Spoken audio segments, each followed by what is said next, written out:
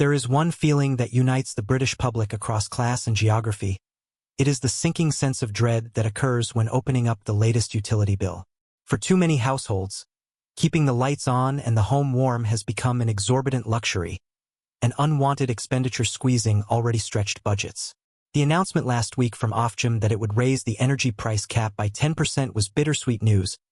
Bitter in that it represented yet another painful rise in energy costs, but sweet in the reassurance that worse had been feared. Still, the regulator's decision means the typical annual household energy bill will now exceed £1,700, hundreds of pounds higher than prior to Russia's unconscionable invasion of Ukraine. This latest increase is a stark reminder that last year's energy crisis, with its scourge of skyrocketing wholesale gas prices, is far from over. The war's lingering reverberations on European energy markets show no signs of subsiding. As Ofgem's chief executive Jonathan Burley bluntly stated, this new era of volatile and elevated energy costs appears to be a long-term, not a short-term problem. How discouraging, how deflating those words must sound to the millions of Britons already making difficult sacrifices to keep their homes heated and powered. The very notion that today's painful bills may persist for years runs counter to the deeply held aspiration in all of us for steadily improving material conditions over time. Is it too much to want energy to be a burden that gradually lessens, not a noose that perpetually tightens? The cruelty is compounded by the reality that energy is a necessity, not an optional indulgence that can simply be forsaken when money is tight. Warmth, lighting, refrigeration, these are the basic amenities of modern life, the very minimums required for health, safety, and human dignity. Faced with this new, punishing normal, too many households are being forced into miserable trade-offs. Pay the inflated energy bills and sacrifice elsewhere less spent on food, healthcare, education, or grit one's teeth and endure a cold, darkened home to preserve other expenditures? For Britain's already struggling families, these are agonizing choices no one should have to make.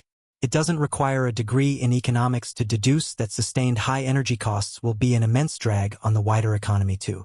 Every pound that goes toward overpriced heating and electricity is a pound not spent in more productive ways. Investing in businesses, buying goods and services, saving for retirement or a home purchase. It is a pound siphoned away from investment in human capital development and economic expansion. In the aggregate, inflated energy costs act as a regressive tax on growth and prosperity. What makes this all the more maddening is that Britain's heightened energy vulnerability was so predictable, so avoidable. For decades, a succession of short-sighted policies has left the country overly dependent on imported fossil fuels, chiefly natural gas, to satisfy its enormous energy appetites. Even as the threats posed by this reliance grew increasingly apparent, geopolitical risks, price volatility, environmental degradation, progress toward a more sustainable and secure energy future has plodded along at a frustrating pace. Now, in the wake of soaring heating bills and Russia's destabilizing warfare, there is a renewed sense of urgency around cultivating domestic, renewable energy sources. Prime Minister Starmer's declarations about pursuing a mission for clean, homegrown power are welcome rhetoric. But what tangible groundwork is being laid today to realize that vision of an affordable, reliable, and climate-friendly energy system in the years ahead? Thus far, lofty political pronouncements have not been matched by coherent strategy and committed public investment. Empty words will not heat homes nor spur renewable build-outs. For all his rhetoric about a green industrial revolution, Starmer inherited an energy policy landscape shaped by years of Tory drift and half measures. Under his predecessors, the pace of installations for wind and solar power consistently fell short of what independent analysts said was required to meet climate targets and bolster domestic energy security. And after over a decade of pledges to upgrade the country's drafty housing stock, around two-thirds of British homes remain maddeningly energy inefficient, bleeding heat and money in equal measure. If Starmer is truly serious about his clean power agenda and untangling Britain from its fossil fuel dependency, his government must start charting more aggressive policies that match the scale of that ambition. Top priority should be channeling massive public investments into renewable power sources, transmission infrastructure, and energy efficiency retrofits to make every building, every home, maximize its energy productivity. Installing millions of heat pumps, upgrading insulation and windows, deploying batteries and smart meters to better manage energy demand. These are the types of widespread interventions required to sustainably lower Britain's energy burden over the long haul.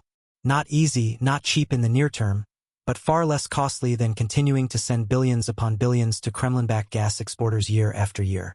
Starmer was elected on a mandate of national rejuvenation, with soaring promises to rebuild Britain as a dynamic, future-oriented economy. What better nation-building project could there be than a generational effort to reinvent Britain's antiquated, vulnerability-inducing energy system? Anything less than bold action risks perpetuating a status quo where high energy costs remain both an inescapable financial burden and a permanent wet blanket smothering Britain's economic potential. A future in which dread over the next utility bill is a cruel inevitability to be accepted, rather than a solvable challenge to be conquered. No household, no community, no society can thrive for long under those conditions. Britain deserves better, an affordable, sustainable energy reality befitting a great nation in the 21st century. Whether such a vision is realized will be a defining test of this government's mettle and foresight.